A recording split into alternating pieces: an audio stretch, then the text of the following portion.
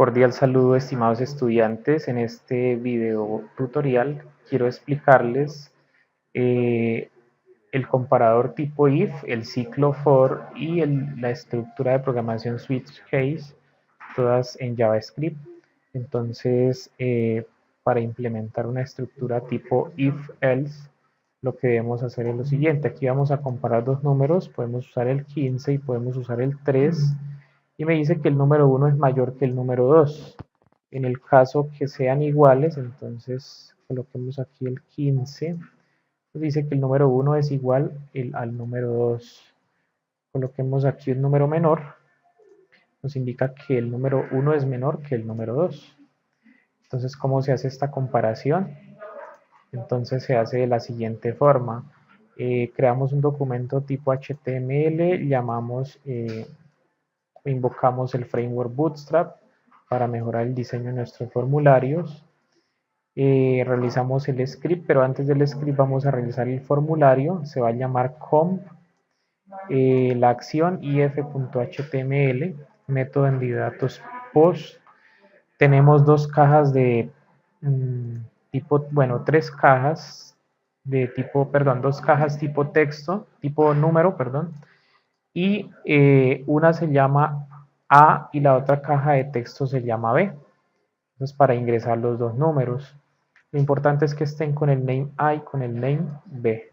Creamos dos botones, uno para resetear todos los valores, es una entrada tipo botón, no tiene nombre, el valor es limpiar, y cuando se da clic sobre ella, resetea, ejecuta una función de reset, es decir, limpia todas las cajas de texto. Esta función reset ya viene aquí incluida, no necesitamos nombrarla o crearla.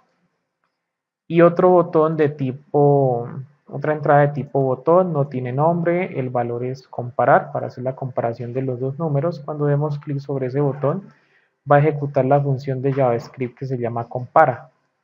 Entonces, la función compara tiene dos variables, variable A, variable B, de tipo entero, hace referencia y trae los valores del formulario com, que lo tenemos aquí, formulario com, de las cajas de texto que se llama A y que se llama B, que las tenemos aquí, A y B, las dos cajas de texto para llamar a los dos números.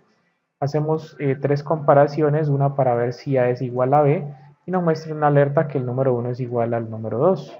Otra comparación A mayor a B y otra comparación A menor a B. Entonces, así de sencillo nosotros podemos hacer la comparación de igualdad de dos números.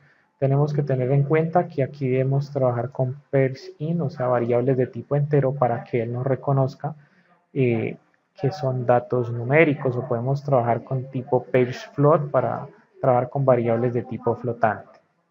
En el caso del ciclo for, entonces vamos a ver cómo funciona el ciclo for. Vamos a escribir un número, el 1, y aquí vamos a escribir el 10. Entonces él me muestra los números del 1 al 10. Es un ciclo repetitivo, es un loop de JavaScript. Entonces me va a mostrar los números del 1 al 10. Si coloco el 100, entonces me muestra los números del 1 hasta el 100. O si coloco del 1 al 3, entonces me muestra los números 1 y 2. Perfecto. ¿Cómo funciona el ciclo for? Muy sencillo.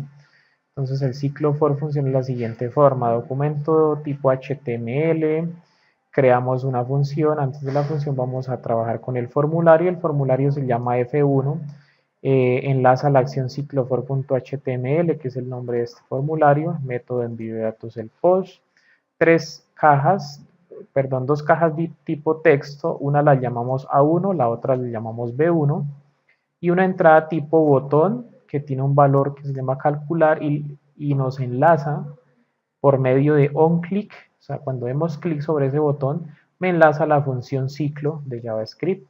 ¿Cuál es esa función ciclo? Es esta. Entonces, dentro de la función ciclo de JavaScript tenemos una variable A para llamar o para saber que la caja de texto A1 tiene un número. Entonces me trae ese número A1 del formulario F1. Lo mismo pasa para B1 del formulario F1, que lo tenemos aquí. Una variable tipo texto para almacenar, digamos, esta respuesta que nos va a dar el sistema. Y una variable i, pues, que la necesitamos como contador aquí dentro del ciclo for. Entonces, ¿cómo funciona el ciclo for?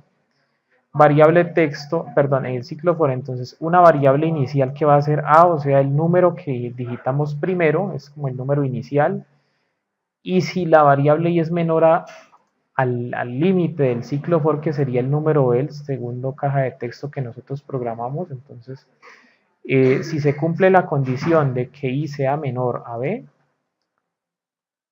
¿quién es b? B sería esta caja de texto y esta sería a. Entonces me va a contar los números uno a uno y va a ejecutar esta función cuantas veces sea necesario hasta que ya no se cumpla esta condición. Es decir que si nosotros colocamos aquí el 1 y el 3, entonces cuando valga 3, esta vez ya no se va a ejecutar la condición, entonces iba a valer 1, va a valer 2 y cuando valga 3 termina el ciclo. Entonces me ha mostrado estos valores. Y aquí por medio de esta función document.getElementById, entonces nosotros vamos a traer el valor de text, que text me representa a mí el número es 1, el número es 2 y el número es 3. Así trabajamos con el ciclo for. Y por último, la estructura switch case, entonces funciona de la siguiente manera. Vamos a hacer, por ejemplo, una suma, un número el 15 y otro número el 5, entonces vamos a ejecutar. La suma es 20. Vamos a hacer una resta. 15 menos 5, 10. Perfecto. Ahora vamos a hacer una multiplicación. 15 por 5 me da 75. Lo hicimos de una salida tipo alert. Y la división 15 entre 5 me tiene que dar, perdón, aquí es división, me tiene que dar 3. Perfecto, también lo hicimos de tipo alert. Entonces así funciona el switch case, es una estructura de tipo selectivo en la cual podemos hacer o trabajar con varias cosas y funciona de esta forma. Tenemos un documento tipo HTML, un formulario llamado F1, método post. Hacemos una estructura tipo select para tener varias opciones, sumar, restar, multiplicar y dividir. Y el nombre de esa estructura select es a, y ese nombre, esa variable a, vamos aquí después a trabajarla en nuestro switch case. Aquí. Entonces tenemos que tener presente ese name a. Y los valores de las opciones va a ser 0, 1, 2 y 3. Luego tenemos una caja, una entrada tipo texto con el nombre E, otra entrada tipo texto con el nombre F, un botón que se llama ejecutar y que va a ser la función calc de JavaScript y una caja de texto para el resultado. Es una entrada tipo texto que se va a llamar res de resultado. Ahí se imprime el resultado. Listo. Entonces, cuando pulsamos el botón, nos invita a ejecutar la función calc de JavaScript, que la tenemos aquí, función calc. Es la siguiente. Definimos una variable y que me va a traer el contenido de la caja de texto A del formulario 1, una variable e para la caja de texto E, una variable ff para la caja de texto F, que es la que tenemos aquí abajo. F, aquí la tenemos. También tenemos una variable rr que nos va a indicar cuál va a ser el resultado. Una variable de tipo val, que es para almacenar cada uno de los valores que va a tener cada uno de los casos de la estructura switch.